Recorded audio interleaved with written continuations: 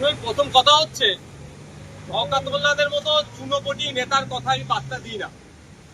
আমার লড়াই সরাসরি মমতা ব্যানার্জির বিরুদ্ধে, আমার লড়াই সরাসরি শুভেন্দু অধিকারীদের বিরুদ্ধে। যে শওকত মোল্লা যে পদে আছে সেই পদের নেতা তৃণমূলে অন্তত 200-400 আছে। সুতরাং ওই চুনোপটির কথা শুনে আমাকে হই হই করতে হবে এ ধরনের ব্যাপার না। প্রসঙ্গ যখন এসছে একটা কথা বলবো, আমাকে হারাবার উনি অত কেন মনে বাসনা। আমার লড়াইটা কার পক্ষে? আমার লড়াইটা দলিতের পক্ষ নেই, আমার লড়াইয়ে আদিবাসীর পক্ষ থাকে, আমার লড়াইয়ে পিছিয়ে বর্গের মুসলমানদের হয়ে কথা বলে, আমার লড়াইয়ে 26,000 যে চাকরি বাতিল হয়েছে, বৈধ পন্থায় যারা চাকরি পেয়েছে তাদের চাকরি ফিরিয়ে দেওয়ার লড়াই। আমার লড়াইটা হচ্ছে অভয়ার বিচার পাওয়ার লড়াই, আমার লড়াইটা হচ্ছে পরিযায়ী শ্রমিকদের সাথে থাকা লড়াই। আমাকে হারানোর জন্য এত উঠে পড়ে লেগেছে কেন? একবারের জন্য শুভেন্দু অধিকারী নাম নিচ্ছে না কেন?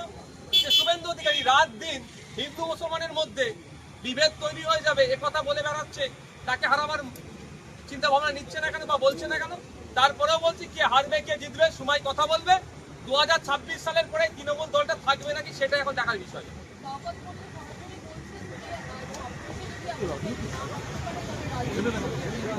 উনি অনেক কথা বলেছিলেন মমতা ব্যানার্জি সম্পর্কে, যখন তিনি সিপিএম এ ছিলেন অনেক গল্প শুনিয়েছিলেন।